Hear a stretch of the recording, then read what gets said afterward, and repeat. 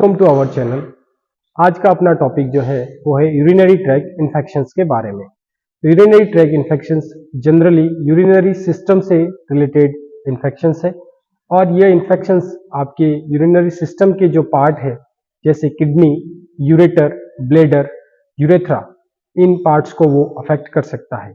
Generally जो urinary track infections है वो बैक्टीरियल इन्फेक्शंस है और मोस्ट कॉमनली वुमेन्स जो होती है उनके अंदर यूटीआई होने की जो पॉसिबिलिटी है वह ज़्यादा रहती है। ठीक है, तो यूटीआई जनरली जो फीमेल्स के अंदर कुछ एनाटॉमिकल स्ट्रक्चर है उसकी वजह से ज़्यादा होती है due to the reason because the anus and the urethra जो है उनके बीच में जो स्पेस है वो स्पेस क्या रहता है, कम रहता है। तो बाय द एनस और रेक्टस जो रेक्टम है वहां से जो बैक्टीरिया है वो इजीली क्या करते हैं, यूरेथ्रा के अंदर एंटर कर जाते हैं और बाय द यूरेथ्रा वो ब्लेडर के अंदर एंटर करते हैं जहां पे वो इन्फेक्शंस बढ़ा सकते हैं, फिर यूरेटर के अंदर भी जा सकते हैं और ऊपर की ओर अगर इन्फेक्शंस ज्यादा बढ़े तब वो यहाँ पे जा सकते हैं, आपके किडनी के अंदर भी जा सकते हैं।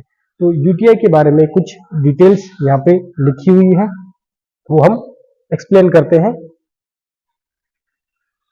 नेक्स्ट, इस तरह का आपकी बनावट है, ये जो आपको बनावट देखने को मिल रही है यूरिनरी सिस्टम की बनावट देखने को मिल रही है।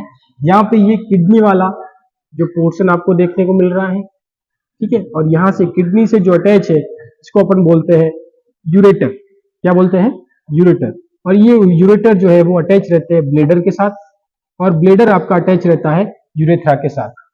जैसे ही कोई भी बैक्टीरिया, मान लीजिए ई कोलाई एक बैक्टीरिया है और वह E coli bacteria by the urethra जब एंटर करता है तो इस ब्लेडर के अंदर वो बैक्टीरिया आ जाता है।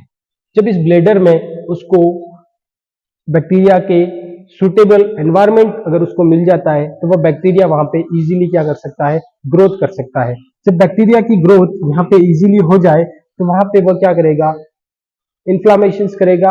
हो सकता है कि जब आप यूरिनेशन करें तो पेनफुल सेंसेशन आपको महसूस हो सकती है, बर्निंग सेंसेशन आपको महसूस हो सकती है। ठीक है, जब भी आप यूरिनेशन करेंगे तो आपका जो यूरिन है वो क्लाउडी यूरिन हो सकता है, कुछ उसमें स्मेली यूरिन हो सकता है। ठीक है, और आपके बेसिक जो सिम्टम्स है वो बैक पेन हो सकता है या फिर जो लोअर एब्डोमिनल है वहां पे आपको पेनफुल सेंसेशन हो सकते हैं। तो ये इसके कुछ बेसिक सिम्टम्स है। तो जनरली जो बैक्टीरिया मोस्ट कॉमनली जो आपका यूरिनरी ट्रैक इन्फेक्शन से वो ई कोलाई से होता है। इशरिशिया कोलाई एक बैक्टीरिया है और इस बैक्टीरिया की वजह से क्या होता है, ये इन्फेक्शन होने की पॉसिबिलिटी ज्यादा रहती है। ठीक है, और भी बहुत सारे मिसलेनियस बैक्टीरिया है वो भी क्या रहते हैं, रेस्पॉन्सिबल्स रहते हैं। जैसे कि प्रोटियस स्पीसीज के जो बैक्टीरिया है वो भी आपका जो यूरिनरी ट्रैक इन्फेक्शन है उसको करवाने के लिए रेस्पॉन्सिबल रहते हैं। जैसे क्लबेसिलिया जो स्पीसीज के बैक्टीरिया है वह भी इसके लिए क्या रहते हैं, रेस्पॉन्सिबल रहते हैं। नेक्स्ट, अब जो यूरिनरी ट्रैक इन्फेक्शंस के जो सिम्टम्स है वो सिम्टम के बारे में अपन देख लेते हैं। तो जो फर्स्ट सिम्टम यहाँ पे दे रखा है जिसको अपन मेडिकल टर्म्स में बोलते हैं डायसूरिया, और डायसूरिया का मतलब होता है कि जब भी आप यूरिनेशन करेंगे तो यूरिनेशन करते वक्त पेनफुल और बर्निंग सेंसेशन का एहसास होगा, तो इसको अपन क्या बोलेंगे, डायसूरिया बोल सकते हैं।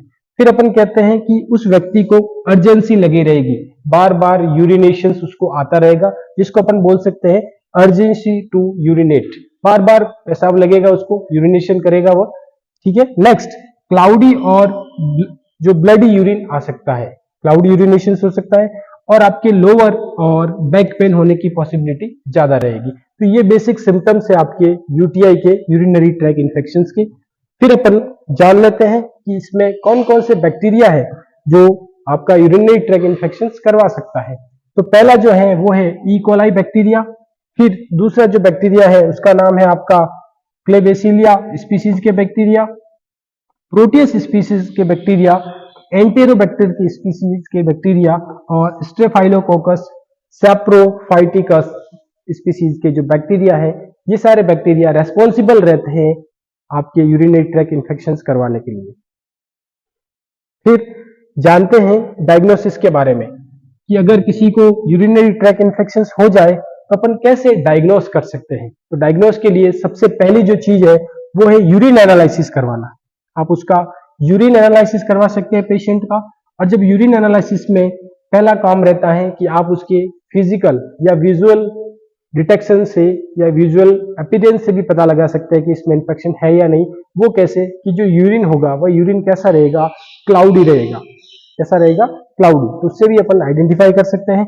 फिर माइक्रोस्कोपिक स्टडी करके भी कर सकते हैं कि जब अपने यूरिन लिया और उस यूरिन में अगर WBC पाया जाता है, RBC पाया जाता है, दैट मीन्स इन्फेक्शन है, तो वो भी अपन पता कर सकते हैं। फिर एक टेस्ट होता है जिसका नाम है डिप स्टिक टेस्ट, और ये डिप स्टिक टेस्ट जनरली आपके ल्यूकोसाइट्स एस्ट्रेज एक एंजाइम्स है, ठीक है, और ये एंजाइम्स जो आपकी WBC होती है उसके द्वारा रिलीज किया जाता है। तो उसका पता लगाने के लिए, और एक नाइट्राइट जो एक कंपाउंड है जो बैक्टीरिया बनाता है, तो इस नाइट्राइट कंपाउंड को और ल्यूकोसाइट एस्ट्रेज जो एंजाइम्स है, इन दोनों को डिटेक्शन के लिए अपन एक जो टेस्ट करते हैं वो है डिप स्टिक टेस्ट, ठीक है, वो भी अपन परफॉर्म कर सकते हैं। फिर सेकेंड, यूरिन कल्चर का टेस्ट करके अपन पता लगा सकते हैं कि इन्फेक्शन है या नहीं है। नेक्स्ट, ब्लड टेस्ट से भी आप आइडेंटिफाई कर सकते हैं, और कुछ इमेजिंग टेस्ट भी करवा सकते हैं, जैसे CT स्कैन वगैरह करवा के भी अपन आइडेंटिफाई कर सकते हैं कि यूरिनरी इन्फेक्शन है या नहीं है। नेक्स्ट, फिर जब डायग्नोसिस हो जाए, पता लग जाए कि भाई एक्चुअल में इसको इन्फेक्शन है, तो फिर अपन उसका ट्रीटमेंट प्रोवाइड कराते हैं।